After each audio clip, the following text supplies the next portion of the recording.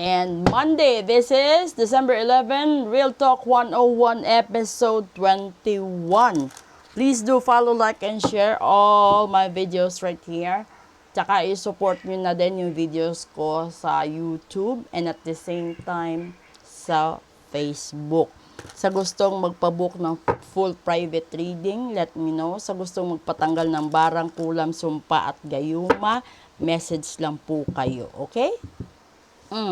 Topic natin dito. Ngayong Lunes. Boundaries. O, diba? Ito yung marami. Panda. Lunes na Lunes. Your space is sacred and guests who overstay and their welcome impact your aura. And you have every right to stand your ground and your needs are important. You must nurture your soul with the same gentle love and support you offer to others. Sorry at nahikab ako, okay? Kasi dito, ito yung punto na kahit gaano ka kasipag, kahit gaano ka kadeterminado sa buhay, no?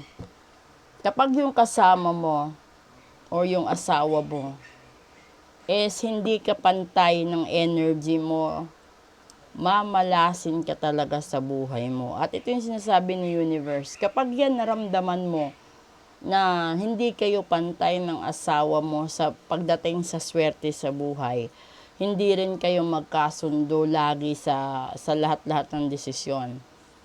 Ito na, maglagay ka ng boundary mo or ihiwalay mo ang sarili mo sa kanya bago pa mahuli ang lahat. Ito yung tuloy-tuloy, real talk kasi, no?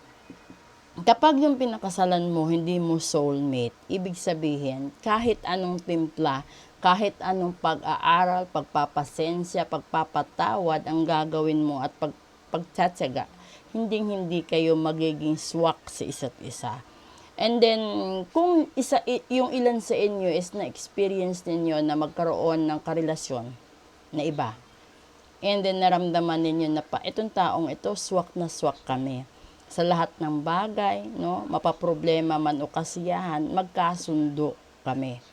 So, ibig sabihin nun, pinapaalala sa'yo, real talk ni universe and ni God, na yung taong pinakasalan mo, hindi yung tao para sa'yo.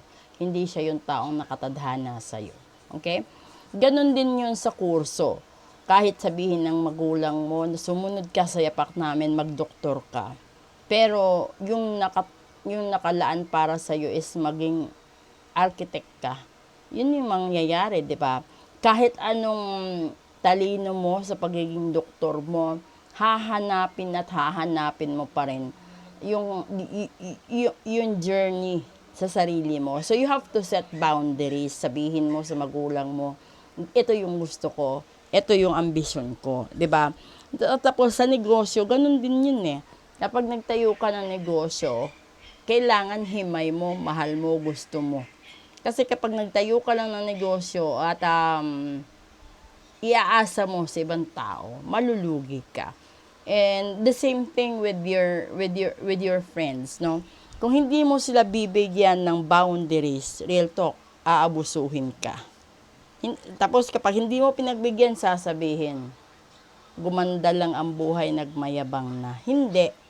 Kasi ikaw din, alam mo din na may mahuhut-hut ka pa, inaabuso mo din, di ba? Sasabihin mo, ay, okay lang kapag wala akong makain, kaibigan ako eh.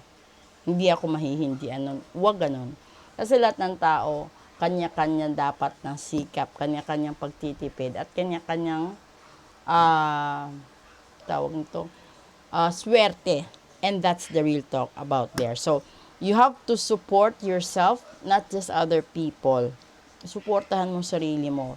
Lagyan mo ng boundaries para hindi ka naman maubos, hindi ka maupos. Okay? And this is the Real Talk 101, your December 11 Monday episode. Good night!